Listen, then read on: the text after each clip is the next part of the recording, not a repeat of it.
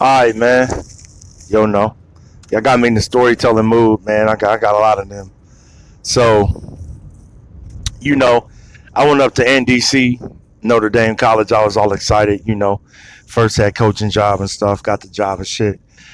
So I get up there, I'm like 2 days in, they had introduced me at a basketball game and shit my first day. I'm meeting all these people on campus. And, I had this meeting that popped up on my calendar with the dean of students and the vice president of enrollment. And I noticed that, I hadn't met them on my interview or anything. And I was like, it's kind of weird, but I was like, I ain't really paid no attention. So, I'm like, whatever. So me and my assistant coach, Rick, at the time, who was actually, assistant track and field and the head cross country coach, we go together. So, we get to the office. The dean of students is driving to some kind of conference. He's on the phone. He's on speakerphone. We in the vice president's office. We get in there. It's very serious tone, very quiet. The dean of students is all, serious and somber. Gentlemen, want to bring y'all in, tell y'all the story. You've been in athletics and higher ed long enough to know that anytime you make a coaching change mid-semester, in the middle of the indoor season, something's obviously wrong. And, we knew that. We figured it was something with money, something like grades or something. And so, they're setting this tone. And so the dean of students just goes, yeah, we have reason to believe that the previous coaching staff had improper sexual relationships with women on the track team. So, we're like, okay, that's definitely not something you see every day, but definitely not something that's out of the ordinary. You see that sometimes. Okay, we can deal with that. And he goes, the unique thing about this situation is that we have reason to believe that the head coach was dealing with upwards of 17 women, and the graduate assistant was dealing with somewhere between 8 and 12 women. And me and Rick both just sat. That just took the air out of our.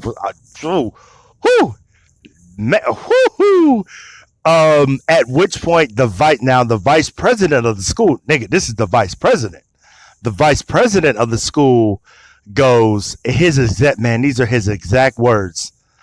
In his exact tone, he goes, those motherfuckers are fucking all the bitches. And he slams his pen and the shit just goes flying across the room. And me and Rick snap up in our chairs, wide-eyed, and we look at each other like, what? And like he didn't say anything, the dean of students resumes talking and says it's rumored to believe that there may be as many as 22 women that the head coach has slept with. And again, the VP goes, fucking all the bitches. What? So, it goes on, and he says some other stuff, which I don't even remember, to be honest. And so then, the dean of students, the thing that's tricky, the dean of students, like, we've had things in the past where former dean of students didn't report, sexual improprieties that happened on campus. So, I'm thinking, okay, so we're going to go ahead and report these, and we're going to get out in front, and we're going to do this, and we're going to do that. To which the vice president goes, so the Department of Education and the federal, Department of Civil Rights has already been here and has already penalized us. So we have to make sure that these don't get reported either. What? Dog, we already got in trouble for not reporting sexual assaults and rapes. And we're not going to report these either? Yo, what is going on? So the dean of students continues to talk.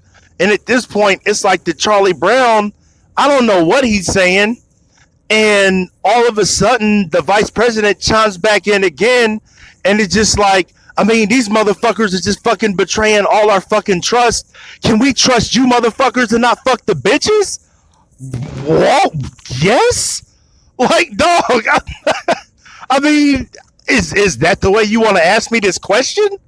So look, man, that's how I found out that the previous coach was just smashing chicks. And I mean, from the players on the team, their numbers are actually low, man. It's like 27 chicks. Like they can name them off.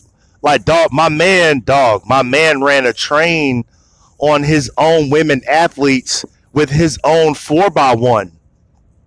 Like it was the man, look, man, it was the illest situation that I had ever heard of in my life, man. Um, look, it was just realer than real, man. Just the way the vice president came through and was just cursing, man. He threw some papers, man. He threw a pen. Um, he was just throwing stuff. He was just cursing. That's what I remember of it.